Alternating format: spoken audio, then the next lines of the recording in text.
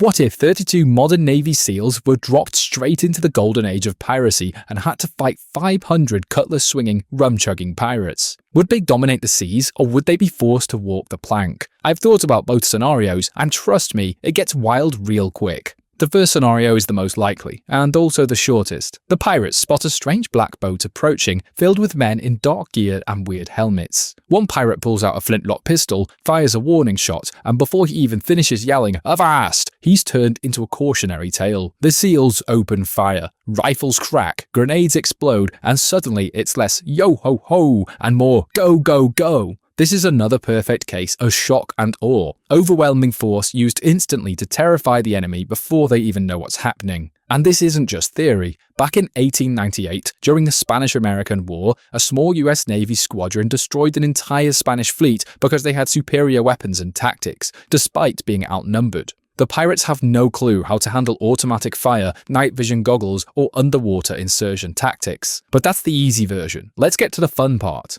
What if the pirates don't flee? What if they've got multiple ships, cannons loaded, cutlasses sharpened, and they decide to fight back? Here's the breakdown. We've got 2 SEAL teams, 32 operators total. They're armed with M4 rifles, a few MK13 snipers, Glock 19 sidearms, and probably some suppressed MV7s. Plus gear like flashbangs, night vision, combat armor, and rebreathers for underwater insertion. On the other side, 500 pirates, armed with wooden cutlasses, flintlock pistols, muskets, maybe some cannons, rum-fueled courage, and zero understanding of modern ballistics. They're spread across a small fleet, let's say 4 to 5 ships. Wooden decks, open sails, and absolutely no radar. So, what happens? First, the SEALs dominate at range. Even an old wooden ship is no match for precision rifles and grenade launchers. One well-placed grenade below deck and you've got 60 pirates learning how splinters work. The SEALs could attack from the water, climb up the sides, and clear ships one by one using stealth and shock tactics. Meanwhile, the pirates would be reloading their flintlocks, which take about 30 seconds per shot by the way. By the time they fire once, the SEALs have already cleared 2 decks and thrown a flashbang into the captain's quarters. But it's not all smooth sailing. 500 pirates still means 500 blades. And if they ever get close, those numbers start to matter. A cutlass might not pierce modern body armor, but 20 of them swinging at once is going to ruin your day. And on a crowded deck, the SEAL's advantage in maneuverability shrinks. Then there's still the issue of ammo. SEALs carry a lot, but not infinite. In a prolonged battle, they'll need to conserve shots and possibly fight ship to ship, which drains energy and resources fast. The SEALs could also blow up the pirate ships, but that means losing any supplies on board, and more importantly, the chance to use those ships themselves. Logistically, pirates win on long-term sustainability. They've got food, water, sails, and ports they can raid. SEALs, not so much. They'd have to rely on stolen rations, rainwater, and whatever fish they could catch between gunfights. Plus, they're trained for precise, short missions, not surviving 18th century naval warfare with 30 friends and no backup. But the SEALs have one thing pirates cannot compete with: night. With night vision, they can strike from the shadows, board ships while pirates sleep, and disappear before cannonballs start flying. It turns them into literal ghosts, showing up in the dead of night, wiping out half the ship, and vanishing before rum even spills. Pirates could try to fight back with numbers, maybe set traps, ambushes, use decoy ships, or fire their cannons blindly into the fog, hoping for a lucky hit. But unless they catch the SEALs off guard, or in broad daylight, it's not going to go well.